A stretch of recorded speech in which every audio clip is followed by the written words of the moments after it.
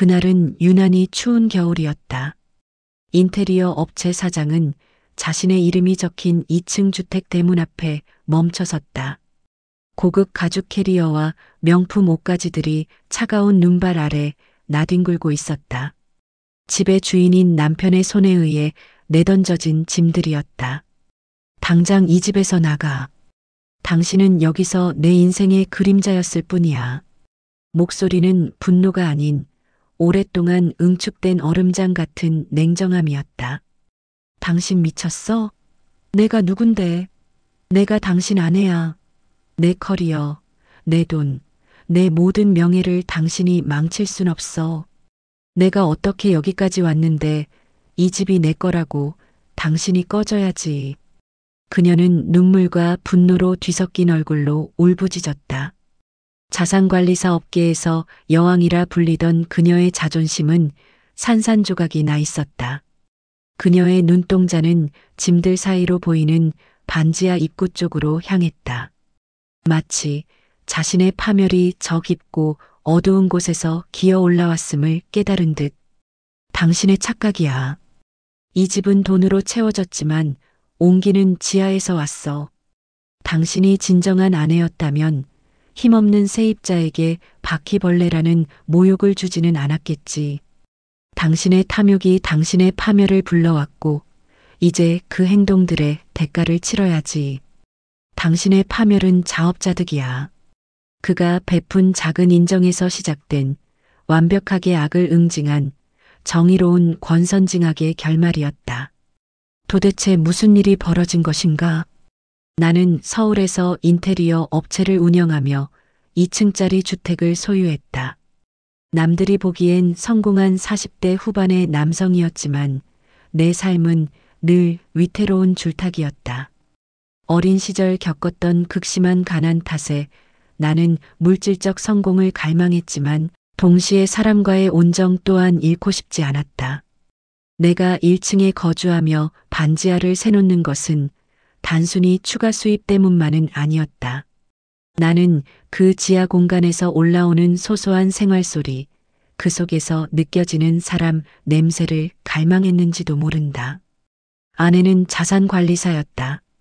그녀의 사전에는 오직 성공과 돈만이 존재했다. 그녀는 늘 완벽하게 차려입고 집을 호텔처럼 대했다. 그녀는 집안일은 물론이고 아이들의 숙제와 사소한 문제까지 모두 내게 떠넘겼다. 내가 하루에 버는 돈이 당신이 일주일 동안 땀 흘려 버는 돈보다 많아. 당신이 나보다 시간적 여유가 많잖아. 나는 이 집의 가치를 올리는 사람이야. 제발 내가 하는 일에 방해만 하지 마. 특히 저 지저분한 반지하 세입자 문제. 그녀의 냉정한 말은 늘 집안의 온기를 앗아갔다. 나는 애써 현실을 외면하며 아이들을 보살폈다. 그렇게 평온과 냉랭함이 공존하던 어느 날 갈등의 씨앗이 심어졌다.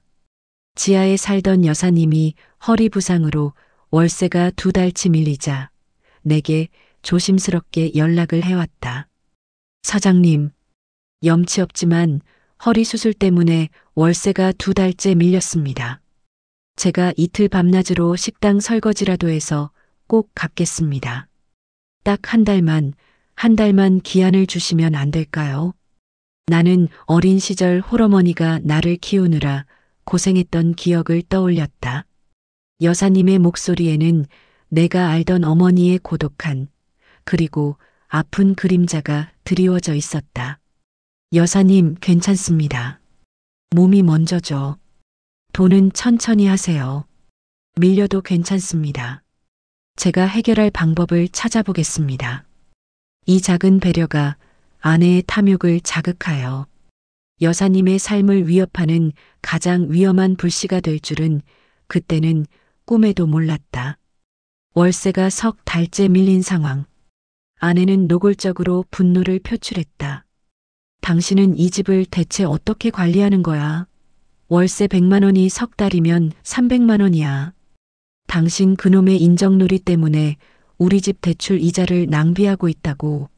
당장 그 노인네한테 내용 증명 보내서 방 빼라고 해. 여보, 여사님이 혼자 사는 분인데 병원비까지 감당하려니 얼마나 힘들겠어. 우리 수입에 300만 원이 그렇게 급한 돈은 아니잖아. 조금만 기다려주면. 급하지 않다고? 당신의 조금만은 곧 영원이야. 돈 안 되는 사람한테 내 공간 내주는 거 질색이야. 당신이 그 돈을 대신 낼 거 아니면 입 다물어. 그녀는 싸늘한 눈빛으로 나를 압도하려 했다. 나는 더 이상 무의미한 다툼을 피하고 싶었다. 그날 밤 나는 아내 몰래 개인 통장에서 밀린 석 달, 치 월세와 다음 달 월세까지 총 4달치를 여사님 계좌로 이체했다. 여사님, 사람 사는 것 다 똑같습니다.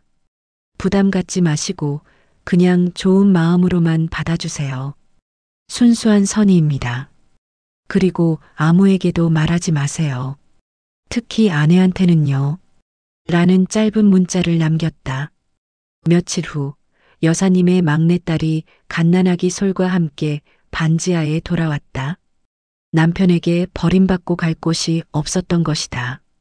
사장님, 염치 없지만 아기 울음소리가 혹시 1층에 피해를 줄까봐 걱정입니다.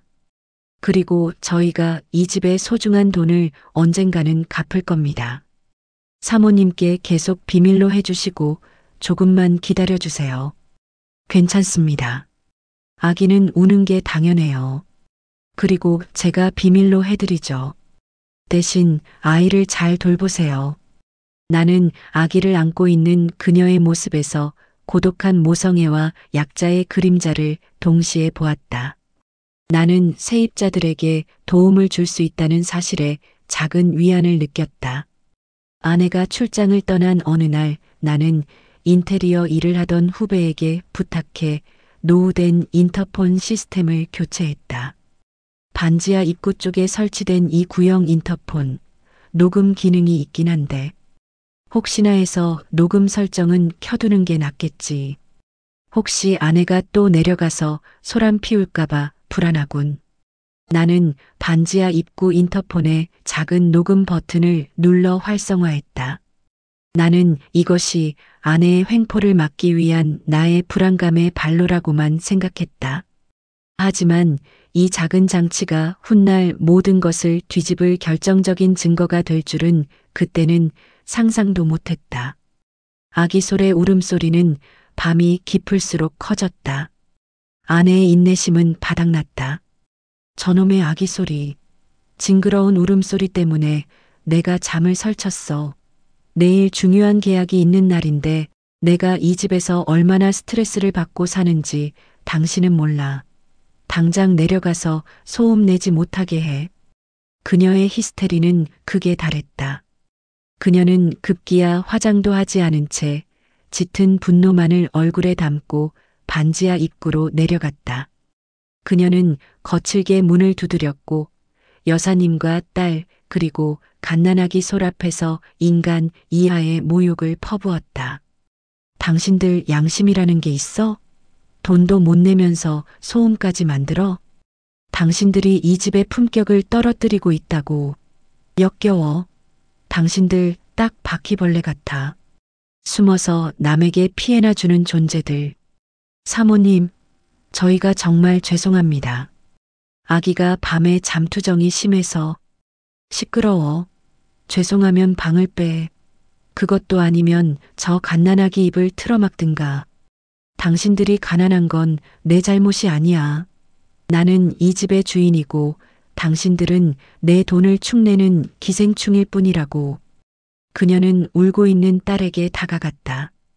그녀의 눈은 광기로 번들거렸고 갓난아기 솔의 뺨에 손찌검을 하려는 듯한 위협적인 자세까지 취했다. 그때 나는 그녀의 출장 준비를 돕다가 이 끔찍한 광경을 목격했다. 당장 거기서 손 떼. 뭐 하는 거야? 그게 사람이 할 짓이야? 나는 계단을 뛰어내려가 그녀의 팔을 잡아챘다. 그녀의 광기 어린 눈빛은 나를 향해서도 증오를 뿜어냈다. 당신은 왜 맨날 저런 더러운 인간들 편만 들어? 당신도 저들이랑 똑같아. 한심한 인정 따위나 베풀고 사는 멍청한 위선자. 내가 당신 남편이라는 게 너무 부끄럽다. 당장 올라가. 다시는 저분들 근처에 얼씬도 하지 마. 당신이 오늘 한 말, 내가 절대 잊지 않을 거야. 나는 그녀를 1층 집으로 돌려보냈다. 반지하에는 오직 여사님과 딸, 그리고 솔의 울음소리만이 가득했다. 그녀들의 눈물은 내가 알던 아내의 얼굴이 추악한 괴물이었음을 확신하게 했다. 나는 그들을 위로하며 이를 악물었다. 무언가 잘못됐다. 이대로는 안 된다. 그날 저녁 그녀는 사흘간 지방 출장을 간다며 나섰다. 나는 그녀의 매몰찬 뒷모습을 보며 이제 더 이상 참지 않겠다고 다짐했다. 하지만 내가 알지 못한 사실이 하나 있었다. 지하에서 만들어진 복수의 칼날이 이미 그녀의 목을 겨누고 있었다는 것을. 그녀가 떠난 지 이틀째 되던 날 여사님의 딸이 조심스럽게 나를 찾아왔다. 그녀는 내게 작은 쪽지와 함께 2개의 USB를 내밀었다. 사장님, 저 사모님께 당한 모욕을 평생 잊지 못할 거예요. 하지만 사장님께서 베풀어진 온정 또한 평생 잊지 않고 갚을 겁니다. 저희 어머님의 월세 대납도 해주시고 저희에게 베풀어 주신 은혜는 하늘 같습니다. 괜찮습니다. 아기 소리만 잘 키우세요. 아닙니다. 제가 사장님께 받은 은혜를 이렇게 갚습니다. 그리고 사모님께 받은 모욕을 이렇게 되돌려 드려야죠. 절대 오해하지 마시고 부디 끝까지 들어주세요. 정말 사장님을 위해서 드리는 말씀입니다. 저는 명동의 VIP 명품 매장에서 근무합니다. 사모님은 거기 고객들을 상대로 보험 영업을 하셨죠. 저는 몇 주 전부터 사모님과 고객의 관계를 봐왔습니다. 사모님, 고객이랑 좀 이상한 관계입니다. 일반적으로 불륜이라고 하는 관계인 듯합니다. 나는 머리를 망치로 얻어맞은 듯했다. 그녀의 잦은 출장과 늦은 귀가가 머릿속을 스쳐 지나갔다. 첫 번째 USB는 어제 제가 사장님께 드린 반지하 입구 인터폰에서 회수한 녹음 파일입니다. 사모님이 저희 어머님과 아기에게 퍼부은 모든 폭언이 담겨 있어요. 저희를 지키기 위해 하신 걸로 알고 있어서 전혀 개의치 않습니다. 두 번째 USB와 이 쪽지. 이것이 바로 사모님의 부적절한 행동이 담긴 파일입니다. 그녀는 눈물을 닦으며 속삭였다. 저는 단순히 사모님을 미워한 게 아니에요. 저희 엄마한테 바퀴벌레라고 했을 때, 제 아기한테 손 찍어 마려 했을 때, 저는 복수를 결심했어요. 저는 명동 매장 관리자라 출입 기록을 다 봅니다. 사모님이 출장 간다고 거짓말한 날, 그 고객과 만나는 걸 저는 알 수 있었죠. 저는 일부러 따라가서 두 사람이 함께 들어간 오피스텔 주소를 알아냈고 사전에 녹음 장치를 이용해 둘의 대화 내용을 녹음했습니다. 자기야, 내가 그 인간 때문에 얼마나 스트레스 받는지 몰라. 곧 재산 정리하고 당신한테 갈게. 걱정 마. 보험 계약 환수되는 돈만 잘 막아내면 돼. 그 반지하 노인네는 내가 곧 쫓아낼 거야. 나는 온몸에 전율을 느꼈다. 아내가 나를 그 인간이라고 칭하며 결혼 생활을 정리하려는 계획까지 들었다. 더 충격적인 것은 아내가 세입자의 가난과 나의 마음의 약함을 무기 삼아 가장 치밀하고 이성적인 복수를 설계했다는 사실이었다. 이 모든 게 정말 당신이 한 일입니까? 함부로 대했던 사람에게 당하는 인과응보를 직접 보여주세요. 사장님께서 저희에게 베푸신 인정 덕분에 저희는 사모님의 추악한 비밀을 보게 되었습니다. 이제 사장님의 힘으로 응징하십시오. 이것이 당신의 인정과 은혜를 갚는 방법이 되길 바랍니다. 나는 종이 쪽지에 적힌 오피스텔 주소를 꽉 쥐었다. 절망은 순식간에 통쾌한 분노로 바뀌었다. 그녀가 지방 출장 셋째 날. 나는 심장이 터질 듯한 긴장감 속에 딸이 알려준 오피스텔로 향했다. 나는 복수가 격렬한 감정의 폭발과 난동이 아니라 완벽한 증거 수집이라는 것을 알고 있었다. 나는 오피스텔 딸이 알려준 비밀번호를 떨리는 손으로 눌렀다. 문이 열리는 순간 안에서 들려오는 그녀의 목소리가 귓전을 때렸다. 심장이 얼음처럼 차가워졌다. 내부에는 그녀와 그가 함께 있었다.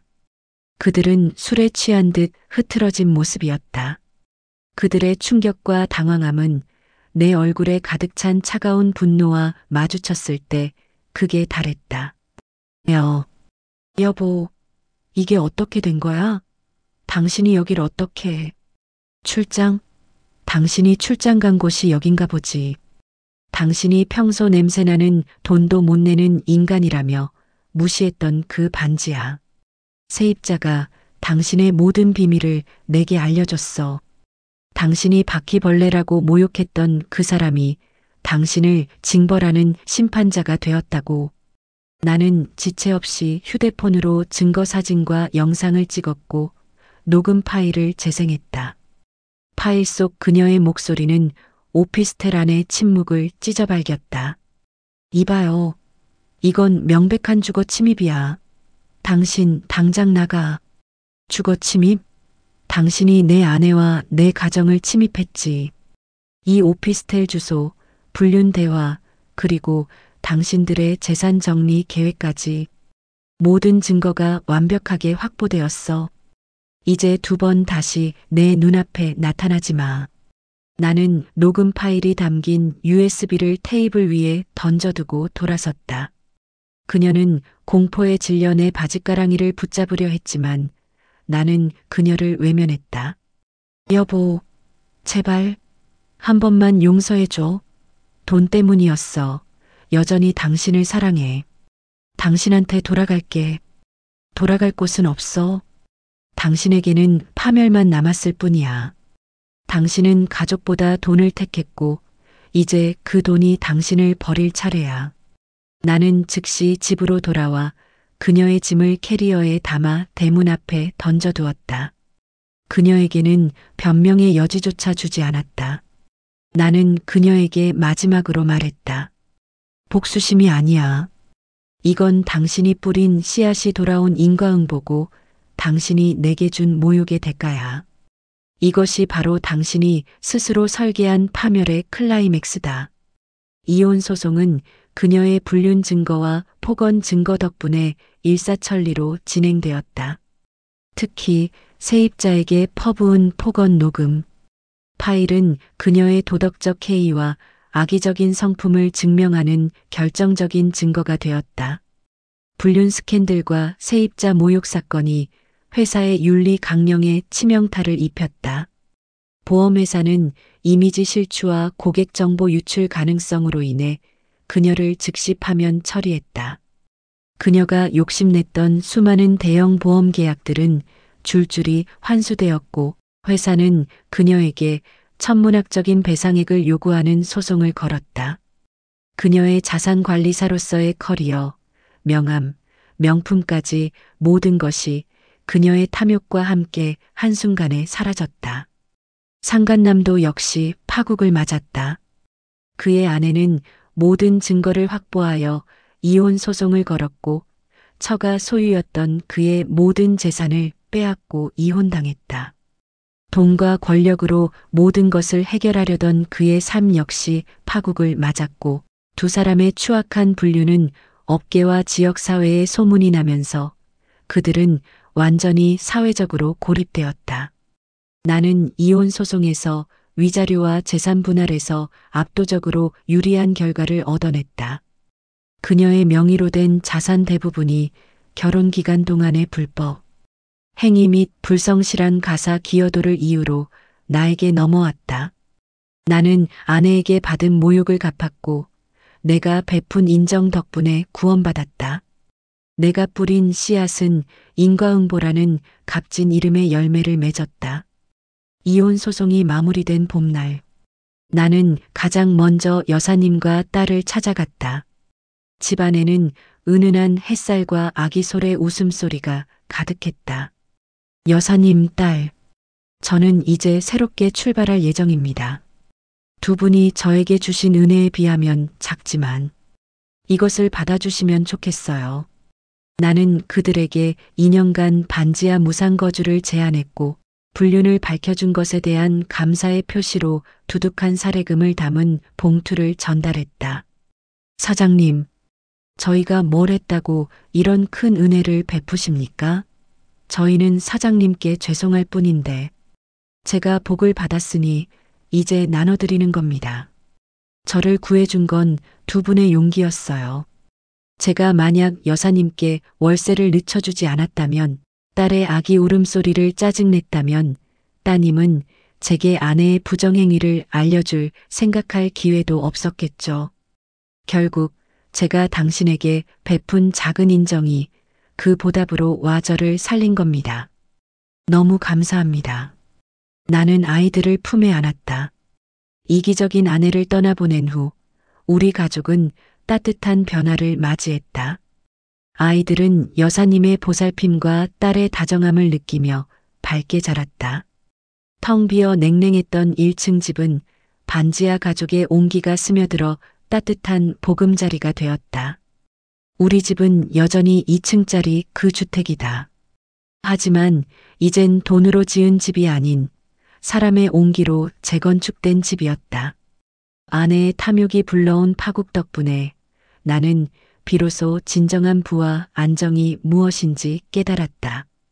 그것은 돈의 액수가 아니라 사람과 사람 사이에 오가는 인정에서 온다는 것을. 2년의 시간이 흘렀다. 여사님은 건강을 회복했고 딸은 인테리어 회사에서 격리 일을 도우며 새로운 삶을 찾았다. 아이솔은 이제 걷고 뛰며 집안을 밝히는 햇살 같은 존재가 되었다.